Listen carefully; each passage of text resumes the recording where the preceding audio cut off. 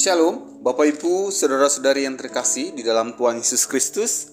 Hari ini kita akan merenungkan kebenaran firman Tuhan dari surat Roma pasal yang ke-11 ayat yang pertama sampai yang ke-36.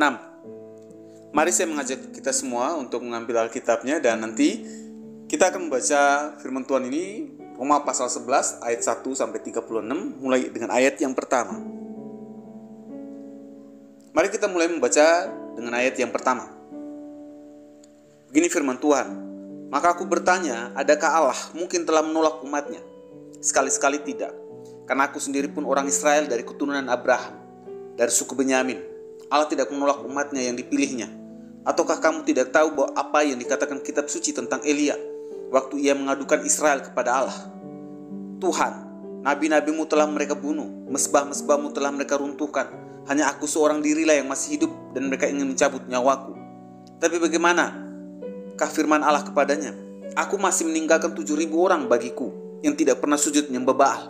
Demikian juga pada waktu ini ada tinggal suatu sisa menurut pilihan kasih karunia. Tapi jika hal itu terjadi karena kasih karunia, maka bukan lagi karena perbuatan. Sebab jika tidak demikian, maka kasih karunia itu bukan lagi kasih karunia. Jadi bagaimana? Israel tidak memperoleh apa yang dikejarnya, tapi orang-orang yang terpilih telah memperolehnya, dan orang-orang yang lain telah tegar hatinya. Seperti ada tertulis, Allah membuat mereka tidur nyenyak, memberikan mata untuk tidak melihat, dan telinga untuk tidak mendengar, sampai kepada hari sekarang ini. Dan Daud berkata, biarlah jamuan mereka menjadi jerat dan perangkap, penyesatan dan pembalasan bagi mereka. Dan biarlah mata mereka menjadi gelap, sehingga mereka tidak melihat, dan buatlah punggung mereka terus-menerus membungkuk. Maka aku bertanya, adakah mereka tersandung dan harus jatuh sekali-kali? Tidak. Tapi oleh pelanggaran mereka, keselamatan telah sampai kepada bangsa-bangsa lain, supaya membuat mereka cemburu. Sebab jika pelanggaran mereka berarti kekayaan bagi dunia, dan kekurangan mereka kekayaan bagi bangsa-bangsa lain, terlebih-lebih lagi kesempurnaan mereka. Aku berkata kepada kamu, hai bangsa-bangsa bukan Yahudi, justru karena aku adalah rasul untuk bangsa-bangsa bukan Yahudi, aku menganggap hal itu kemuliaan pelayananku. Yaitu kalau aku dapat membangkitkan cemburu di dalam hati kaum sebangsaku menurut daging, dan dapat menyelamatkan beberapa orang dari mereka. Sebab jika penolakan mereka berarti perdamaian bagi dunia, dapatkah penerimaan mereka mempunyai arti lain daripada hidup dari antara orang mati? Jikalau roti sulung adalah kudus, maka seluruh adonan juga kudus. Dan jikalau akar adalah kudus, maka cabang-cabang juga kudus. Karena itu apabila beberapa cabang telah dipatahkan, dan kamu sebagai tunas liar telah dicangkokkan di antaranya, dan turut mendapat bagian dalam akar pohon zaitun yang penuh getah, janganlah kamu bermegah terhadap cabang-cabang itu. Jikalau kamu bermegah, ingatlah bahwa bukan kamu yang menopang akar itu, melainkan akar itu yang menopang kamu. Mungkin kamu akan berkata, ada cabang-cabang yang dipatahkan, supaya aku dicangkokkan di antaranya sebagai tunas. Baiklah, mereka dipatahkan karena ketidakpercayaan mereka, dan kamu tegak, tercacak karena iman. Janganlah kamu sombong, tetapi takutlah. Sebab kalau Allah tidak menyayangkan cabang-cabang asli, Ia juga tidak akan menyayangkan kamu.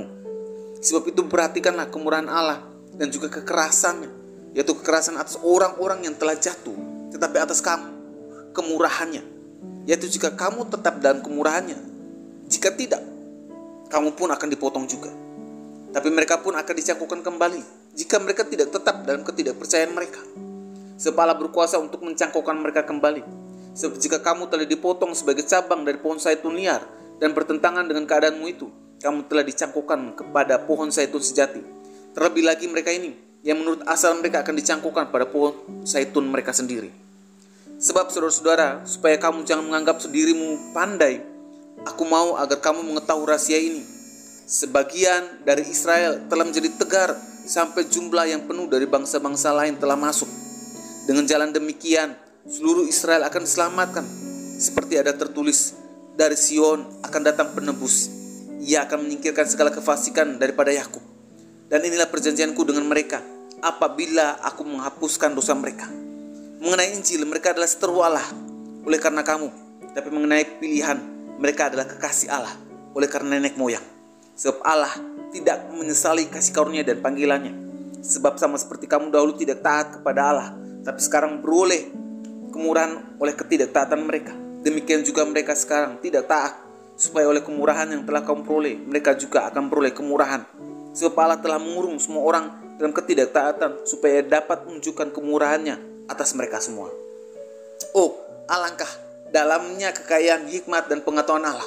Sungguh tak terselidiki keputusan-keputusannya, dan sungguh tak terselami jalan-jalannya. Sebab siapakah yang mengetahui pikiran Tuhan? Atau siapakah yang pernah menjadi penasihatnya?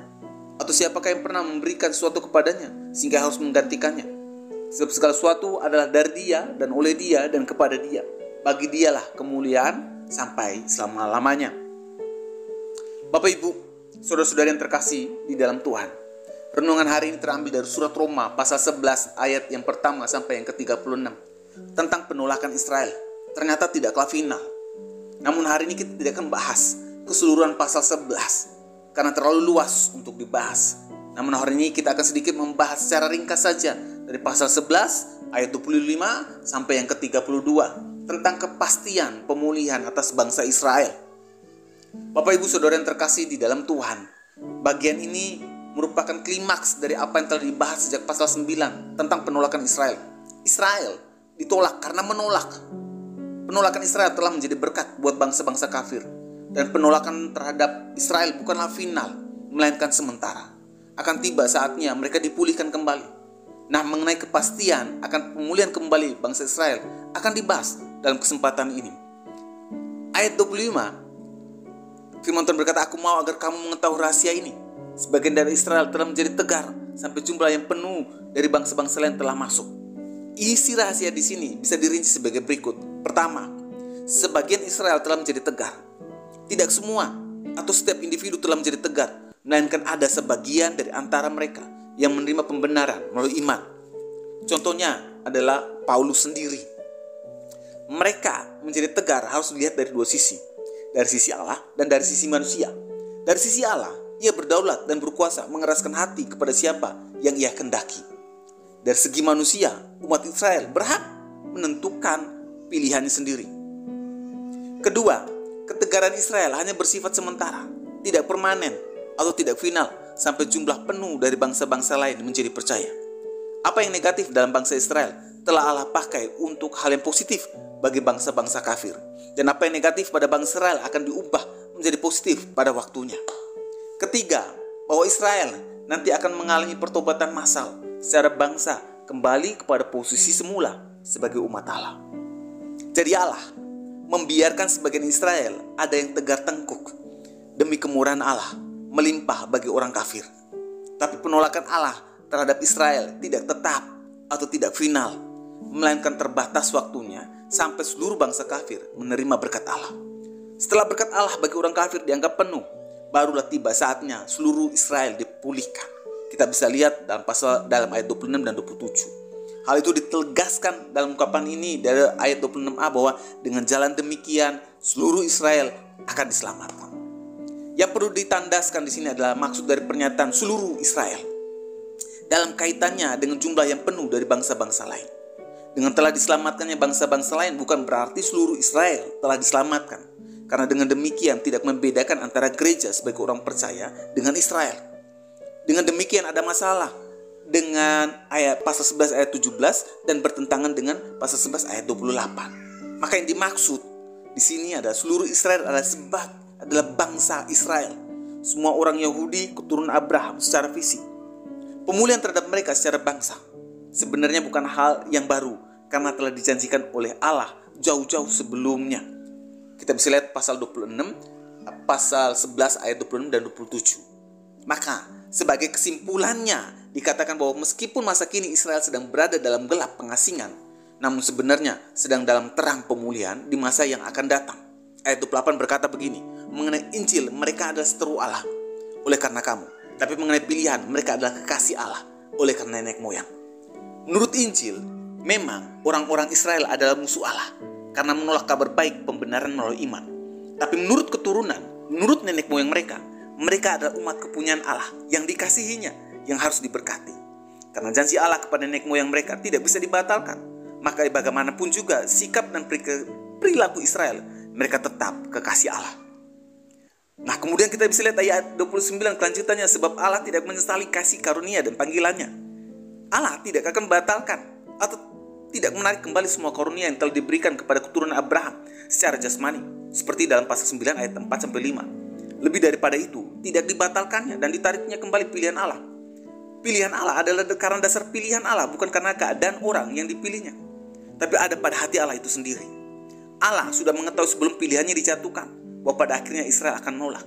Tapi karena kasih kemurahan dan kedaulatannya, bukan karena keberadaan umat yang dipilihnya yang menjadi dasar penentu pilihannya, maka ia tidak akan pernah membatalkan atau menarik kembali keputusannya tersebut.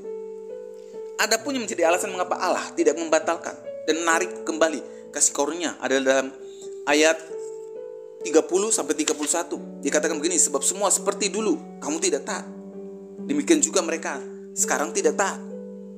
Ada dua perbandingan, yaitu dulu dengan sekarang. Kamu dan mereka. Dulu kamu orang kafir tidak taat, namun sekarang mendapat rahmat. Sebaliknya, sekarang mereka Israel tidak taat, tapi nanti akan beroleh berkat. Sekali lagi ditandaskan di sini karena dasar pilihannya adalah kasih kemurahan dan kedaulatannya, bukan karena keberadaan orang yang dipilih. Nah, kesimpulan kita bisa lihat dari ayat 32. Sebab Allah telah mengurung semua orang dalam ketidaktaatan supaya ia dapat menunjukkan kemurahannya atas semua orang. Berdasarkan ayat tersebut, semua orang tidak ada bedanya. Semua tidak ada yang taat supaya beroleh rahmat. Orang kafir tidak taat, orang Yahudi juga jahat. Semuanya memerlukan kasih kemurahan Allah. Terlepas dari ketidaktaatan semua orang itu karena kedaulatan Allah atau kehendak bebas manusia, tapi dengan adanya berkat Allah bagi orang yang tidak taat, kita bisa melihat betapa besar kasih karunia Allah kepada manusia. Mari kita berdoa. Ya Tuhan, kami bersyukur melalui kebenaran firman Tuhan hari ini kami belajar bahwa janji Allah tidak dapat dibatalkan oleh apapun. Dan kami belajar juga bahwa kami semua hari ini tidak ada bedanya dalam hal ketidaktaatan kepada Tuhan. Oleh sebab Tuhan, tolong pimpin kami untuk bersyukur atas berkat Tuhan bagi kami orang yang tidak taat, sehingga kami bisa melihat betapa besar kasih karunia Allah kepada kami semua umat-Mu. Di dalam nama Tuhan Yesus kami sudah berdoa. Amin. Kiranya renungan hari ini terus menguatkan langkah iman kita dalam mengiringi Tuhan Yesus. Ingat, tetap teruslah berdoa, tetap teruslah percaya.